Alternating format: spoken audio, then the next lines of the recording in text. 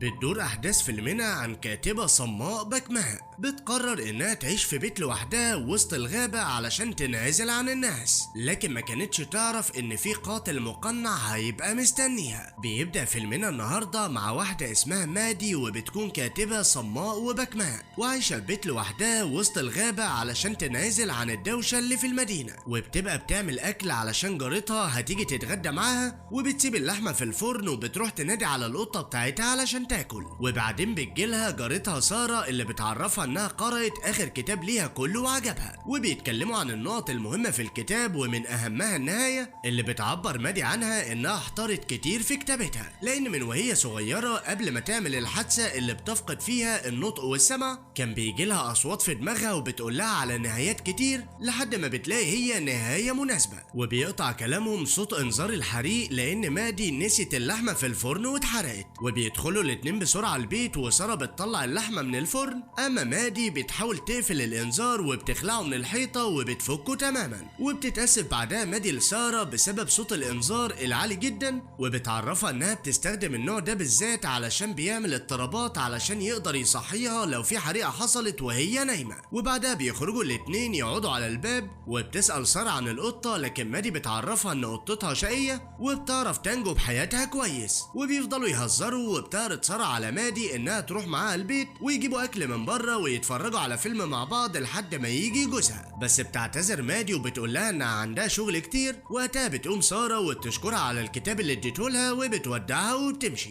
وبمجرد ما بتمشي سارة بيجي لمادي رسالة من الاكس بتاعها وبيقول لها انه بيفكر فيها، لكن هي بتتجاهله وبتسيب التليفون. وفي نهاية اليوم بتقعد مادي تكتب الرواية بتاعتها وبتوصل لنهاية، وبتسمع النهايات المحتملة اللي كاتباها علشان تختار منهم نهاية مناسبة. لكن في الوقت ده بتقرر تتصل بالاكس بتاعها، لكن على اخر لحظة بتقفل المكالمة وما فيش ثواني وبتلاقيه بيتصل بيها، فبتقفل اللابتوب بسرعة وبتقرر انها ما تردش عليه، وبتقوم تنظف الاطباق مكان تحضير الاكل. وفي نفس اللحظة بنلاقي سارة رجعت لها تاني وبتخبط على الباب بقوة وكأن حد بيجري وراها، لكن للأسف مادي مش بتسمعها. وبعدين بنلاقي حد ضرب على سارة سهم في ظهرها، وبيظهر بعدها القاتل المقنع وبيخلع السهم من ظهر سارة وبيخنقها، ولما بتقاومه بيطلع السكينة وبيطعنها بكل وحشية لحد ما بيخلص عليها. وبيفضل المجرم يخبط على الباب علشان مادي تسمعه، لكنه بيتأكد انها صماء فبياخد سارة وبيبعدها عن الباب. في الوقت ده بتبقى مادي خلصت اللي بتعمله وبتفتح اللاب علشان تكمل شغلها، وفي نفس اللحظة بيدخل القاتل من الباب من غير ما مادي تحس بيه وبيمسك السكينة وبيقف وراها. بس لحسن حظها صاحبتها بتتصل بيها فيديو كول وبتطمن عليها، وبتشوف القاتل من وراها وهو بياخد التليفون وبتقول لها، فبتفكرها مادي انها القطة بتاعتها اللي اتحركت، وبتقفل مع صاحبتها علشان تاكلها. وبتفضل تنادي عليها لكن ما بتكونش في البيت،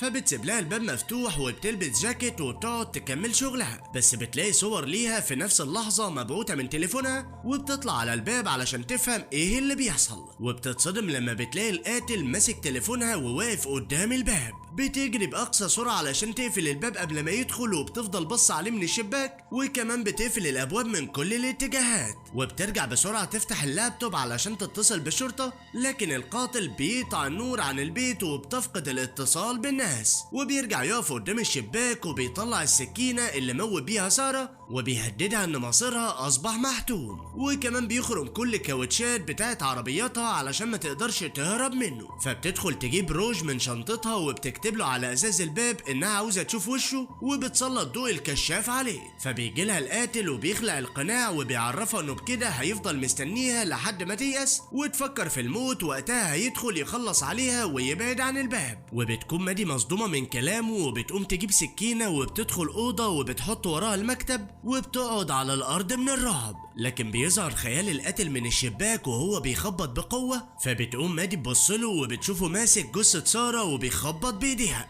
بتترعب مادي وبتطلع من الأوضة بأقصى سرعة وبتقفلها وراها، وبتقع على الأرض وبتعيط من حزنها على جارتها وخايفة يحصل لها زيها. وبتفتكر وقتها إن سارة بتحط التليفون في جيبها، فبتفكر إنها تشغل الإنذار بتاع العربية العربية علشان تشغله، وبتاخد الريموت وبتقرب من الباب علشان تشغل الانذار، لكن المسافة للأسف بتكون بعيدة. فبتتسحب مادي وبتفتح الباب بالراحة وبتطلع تشغل الانذار، وبتدخل البيت بسرعة وبتقفل على نفسها. وبمجرد ما بيروح القاتل يفصل الانذار بتجري هي على الشباك اللي ورا وبتفتحه علشان تاخد الموبايل من جيب سارة. لكن في الوقت ده بيكون القاتل فصل الانذار وبيجري عليها بسرعة، فبتقفل مادي الشباك، لكن القاتل بيحط ايده قبل ما تقفل وبيحاول يفتحه. لكن مادي بتمسك شاكوش من على الارض وبتغرزه في ايده وبتقفل الشباك باقصى سرعة. فبيطلع القاتل الشاكوش من ايده وبيقطع حتة من قميص سارة وبيربط ايده، وكمان بيطلع الموبايل على جثة سارة لانه كسره. في الوقت ده بتيأس مادي وبتسيبه وتخرج من الأوضة، وبتشوفه وهو بيتحرك حوالين البيت، وبتستخبى بعيد عن الإزاز علشان ما يعرفش مكانها، وبتستغل فرصة إنه بيلف ورا البيت وبتفتح الباب وبتخرج. لكن وهي ماشية بتشوفه فبتترعب وبتستخبى تحت السلم، وبتفضل مستخبية لحد ما بيبعد عن المكان اللي هي فيه، وأول ما بيمشي بتطلع بسرعة علشان تجري. لكن للأسف دي بتكون مكيدة من القاتل وبيستناها تجري وبيضرب عليها سهم من بعيد،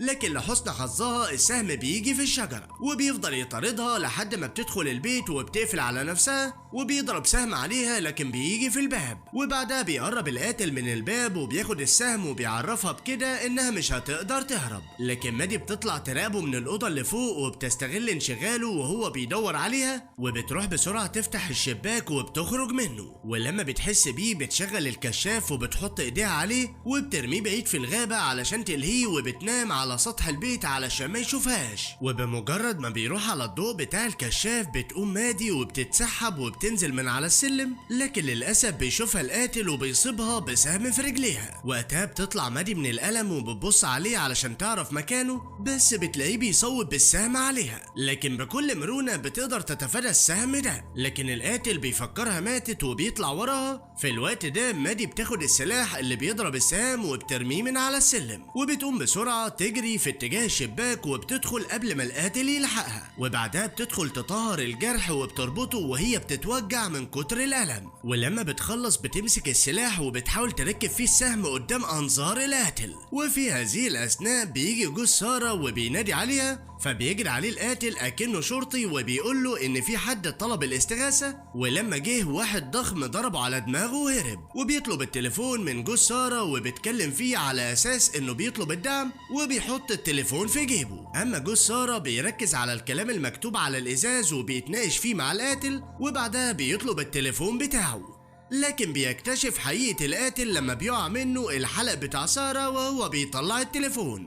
وقتها بيقول للقاتل ان مادي بكماء وصماء وبتقدر تتعايش لوحدها، وممكن تكون مخبيه نسخه لمفتاح البيت تحت السلم، وبيخليه ينزل يدور عليه وبيمسك حجر وبيخبيه ورا ظهره علشان يهجم على القاتل. لكن في نفس اللحظه بيسمع مادي بتخبط على الباب. وقتها القاتل ما بيفكرش ثانيه انه يطلع السكينه وبيطعن جوز ساره في رقبته، وبيفضل يجرح فيه لحد ما بيسيح في دمه، لكنه بيقدر يقوم من تاني ويهجم على القاتل ويخنقه، وبيبص لمادي علشان يهرب. فبتفتح مادي الباب وبتطلع تجري، لكن القاتل بيلحقها وبيخبطها بحجر على دماغها وبيفضل يضرب فيها بكل وحشية لحد ما بتموت. لكن ده بيكون خيال مادي اللي بيعبر لها عن النهايات، واللي بيعرفها انها مش هتقدر تهرب منه لانها مصابة في رجليها. وبتتعدد السيناريوهات في دماغها، وفي كل مرة القاتل بيموتها، وفي النهاية ما بتلاقيش حل غير انها تواجهه وتخلص عليه. اما جوز سارة بيموت من كتر الدم اللي نزفه، وبيقوم القاتل يجيب حديدة من العربية وبيفكر يدخل البيت ازاي. وبالصدفة بيشوف القطة واقفة جنبه فبيطلع السكينة علشان يموتها، لكن مادي بتخرج من اوضتها وبتصوب سهم في كتفه وبتجري بسرعة على البيت، لكن بيقع السهم اللي فاضل على الارض وبترجع علشان تاخده،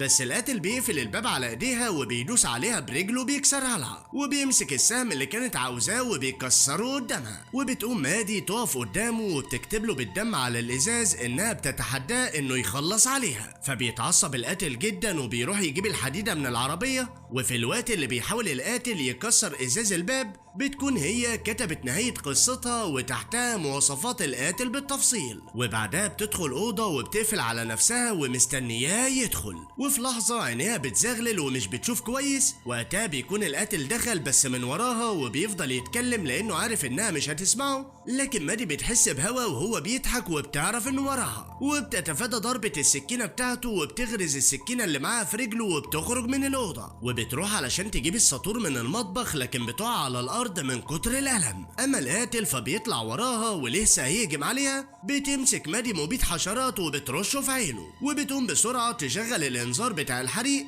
وبتوجهه ناحيته لأن صوته عالي، وبتقع السكينة منه وبتاخدها مادي، بس القاتل بيجري عليها وبيوقعها في الأرض وبيخنقها من رقبتها بكل قوة، وكل ما نفسها بيروح بتفتكر عيلتها، لكن بتقدر تمسك الإبرة اللي وقع جنبها وبتطعن القاتل أخيرا في رقبته وبتخلص عليه. وقتها بس بترتاح مادي من اليوم العصيب اللي مرت بيه، وبتاخد التليفون بتاعها من جيب القاتل وبتتصل بالشرطة، وبتطلع بعدها تقعد قدام الباب لحد ما الشرطة تيجي. وفي النهاية بينتصر الخير رغم ضعفه وكتر العقبات اللي في طريقه، وبينال الشر النهاية اللي تليق بيه. لو وصلت معانا لحد هنا ما تنساش تعمل لايك وتعرفنا في كومنت.